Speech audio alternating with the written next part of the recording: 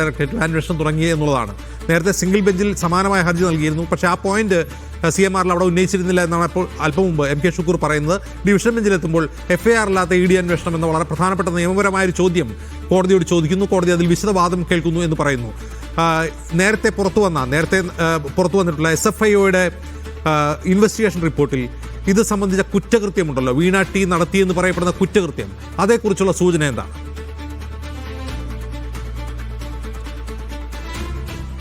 അജിംസ്, SFIOയുടെ അന്വേഷണത്തിന്റെ ഒരു തുടർച്ച എന്ന നിലയ്ക്കാണ് ഈ കേസിൽ ED അന്വേഷണവുമായി എത്തുന്നത്. അങ്ങനെയാണ്, അതായത് ഈ കേസിൽ SFIO വളരെ കൃത്യമായി ഈ കള്ളപ്പണം വെളുപ്പിക്കൽ നടന്നിട്ടുണ്ട് എന്ന് കണ്ടെത്തിയിരുന്നു. അതിനെ തുടർന്നാണ് ഇതിൻ്റെ തുടർച്ച എന്ന നിലയ്ക്ക് ED അന്വേഷണത്തിലേക്ക് കാര്യങ്ങൾ എത്തുന്നത്. അതായത് ഈ CMRL എന്ന് പറയുന്ന കമ്പനിയിൽ നിന്ന് പണം വാങ്ങി കൈപ്പറ്റിയിട്ടുണ്ട്, അതിൽ കള്ളപ്പണം വെളുപ്പിക്കൽ നടന്നിട്ടുണ്ട്, വീണയിലേക്ക് കൃത്യമായി അതിന് തെളിവുകൾ ലഭിച്ചിട്ടുണ്ട്. അതിൻ്റെ അടിസ്ഥാനത്തിലാണ് ഇതിൻ്റെ ഒരു തുടരന്വേഷണം എന്ന നിലയിലേക്ക് കാര്യങ്ങൾ പോകുന്നത്.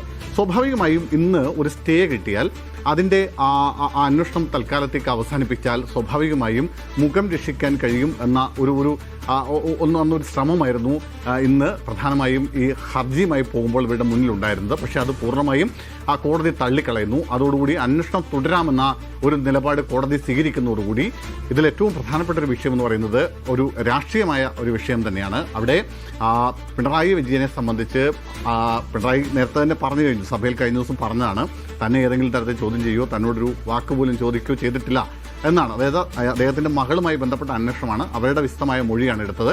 ഇനി ഇതിൻ്റെ ഒരു തുടർച്ച ഈ കേസുമായി ഉണ്ടാകാനുള്ളൊരു സാധ്യതയാണ് CPM-നെ സംബന്ധിച്ച് വലിയ പ്രതിസന്ധിയിലേക്ക് അവരെ എത്തിക്കുന്നത്. കാരണം പിണറായിയുമായി കേസിൽ നേരിട്ട് ബന്ധമില്ലെങ്കിൽ കൂടിയും പിണറായി വിജയൻ്റെ മകളിലേക്ക് വന്ന ഈ അന്വേഷണം CPM ഏതാണ്ട് ഏറെക്കുറെ ഏറ്റെടുത്ത് പുലിവാല് പിടിച്ചൊരു അവസ്ഥയിലാണ് കാര്യങ്ങളുള്ളത്. പിണറായിയെ ചോദ്യം ചെയ്തില്ലെങ്കിൽ പിന്നെ എന്തിനായിരുന്നു ഈ പിണറായിയുടെ വീടിന് മുമ്പിൽ ED ഉദ്യോഗസ്ഥർക്ക് നേരെ അക്രമവും സംസ്ഥാന വ്യാപകമായി പ്രതിഷേധവും ഒക്കെ നടന്നത് എന്നൊരു ചോദ്യം ഇങ്ങനെ അന്തരീക്ഷത്തിൽ നിൽക്കുന്നുണ്ട്. അതുകൊണ്ട് തന്നെ അതിന് കൃത്യമായൊരു മറുപടി CPM-ന്റെ ഭാഗത്തൊന്നും ഉണ്ടായിട്ടില്ല. അതിന് പിന്നാലെയാണ് ഇപ്പോൾ ഈ അന്വേഷണവുമായി EDക്ക് മുന്നോട്ട് പോകാമെന്ന ഹൈക്കോടതിയുടെ വിധി വരുന്നത്. അങ്ങനെ ഹൈക്കോടതിയുടെ വിധി വരുമ്പോൾ ഉണ്ടാകുന്ന ഒരു സംഭവം, അതിൻ്റെ ഒരു ബാക്കി പത്രം എന്ന നിലയ്ക്ക്, അതിൻ്റെ ഒരു തുടർച്ച എന്ന നിലയ്ക്ക് അടുത്ത ദിവസം വീണയെ ചോദ്യം ചെയ്യലിനായി വിളിപ്പിക്കാനുള്ള എല്ലാ സാധ്യതകളുമുണ്ട്. വീണയെ ചോദ്യം ചെയ്യലിന് വിളിപ്പിക്കുകയും ഒരുപക്ഷെ വേണ്ടി വന്നാൽ കസ്റ്റഡിയിലെടുക്കുകയും ചെയ്യുന്ന ഒരു സാഹചര്യത്തിലേക്ക് കാര്യങ്ങൾ പോയാൽ അത് വലിയൊരു പ്രതിസന്ധി, രാഷ്ട്രീയ പ്രതിസന്ധി എന്ന നിലയിലേക്ക് കൂടി CPM അത് ഏറ്റെടുക്കേണ്ടി വരും. കാരണം നേരത്തെ കോടിയേരി ബാലകൃഷ്ണൻ്റെ മകനോ അല്ലെങ്കിൽ VS അച്യുതാനന്ദൻ്റെ മകനോ ഒന്നും ഇല്ലാതിരുന്ന ഒരു പ്രിവിലേജ് ഈ വിഷയത്തിൽ CPM മുൻ മുഖ്യമന്ത്രി പിണറായി വിജയൻ്റെ മകൾക്ക് കൽപ്പിച്ചു കൊടുത്തിട്ടുണ്ട്. അതുകൊണ്ട് തന്നെ ഇതുമായി ബന്ധപ്പെട്ടുണ്ടാകുന്ന എല്ലാ തരത്തിലുള്ള തുടർ ചലനങ്ങളും തുടർ നീക്കങ്ങളുമൊക്കെ അത് CPM-ന് കൂടി അത് വലിയ രാഷ്ട്രീയ ബാധ്യതയാവുന്ന അവസ്ഥയിലേക്ക് കാര്യങ്ങൾ എത്തുമെന്ന കാര്യം ഉറപ്പാണ്. സുരേഷാണ് വിവരം നൽകിക്കൊണ്ടിരിക്കുന്നത്. വാദം നീട്ടിക്കൊണ്ടുപോകുന്നത് ശരിയല്ല. അതിനാൽ ഈ കാര്യത്തിൽ ഒരു തീർപ്പുണ്ടാക്കുക എന്നുള്ള അർത്ഥത്തിൽ വിശദവാദം കേൾക്കുകയാണ് ഇപ്പോൾ ഹൈക്കോടതി ഡിവിഷൻ ബെഞ്ച് പരിഗണിച്ച CMR-ന്റെ ഹർജിയിലെ പ്രധാനപ്പെട്ട ആവശ്യം ഒരു FIR അല്ലാതെ എങ്ങനെയാണ് ED അന്വേഷണം തുടങ്ങിയതെന്ന ചോദ്യമാണ് ഉന്നയിക്കുന്നത്. നേരത്തെ സിംഗിൾ ബെഞ്ച് ഈ അന്വേഷണം നിർത്തണമെന്നാവശ്യപ്പെട്ട ഹർജി തള്ളിയിരുന്നു. പക്ഷേ ഡിവിഷൻ ബെഞ്ചിലെത്തുമ്പോഴാണ് CMR-ൽ വളരെ പ്രധാനപ്പെട്ട ഒരു നിയമവശം ചൂണ്ടിക്കാട്ടുന്നത് ഹൈക്കോടതിയിൽ.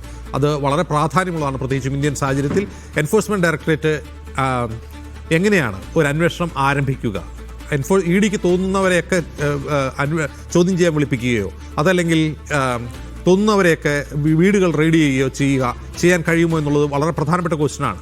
ഇവിടെ വീണ ടിയുടെ വിഷയത്തിൽ SFIOയുടെ ഒരു അന്വേഷണ റിപ്പോർട്ട് കോടതിയിലുണ്ട്. അത് മാത്രമാണ് അവിടെ നടന്നിട്ടുള്ള ഏതെങ്കിലും തരത്തിലുള്ള ക്രൈം നടന്നു എന്നതിനുള്ള തെളിവായിട്ടുള്ളത്. അപ്പോൾ ആ SFIOയുടെ അന്വേഷണ റിപ്പോർട്ട് ആധാരമാക്കിക്കൊണ്ട് എൻഫോഴ്സ്മെൻറ്റ് ഡയറക്ടറേറ്റിന് ഒരു അന്വേഷണം തുടങ്ങാൻ കഴിയുമോ എന്നുള്ളതാണ് വളരെ പ്രധാനപ്പെട്ട ക്വസ്റ്റ്യൻ. കാരണം വീണ ടിക്കെതിരെ ഇന്ത്യയിൽ എവിടെയും ഒരു സംസ്ഥാനത്തും ഒരു FIR രജിസ്റ്റർ ചെയ്യപ്പെട്ടിട്ടില്ല. അതായത് CRPC പ്രകാരമുള്ള ഒരു FIR രജിസ്റ്റർ ചെയ്യപ്പെട്ടിട്ടില്ല എന്നിരിക്കെ എങ്ങനെയാണ് ED ഈ അന്വേഷണം തുടങ്ങിയതെന്ന വളരെ റെലവൻ്റായ ഒരു ക്വസ്റ്റ്യനാണ് CMR-ൽ കോടതിയിൽ ഉന്നയിക്കുന്നത്.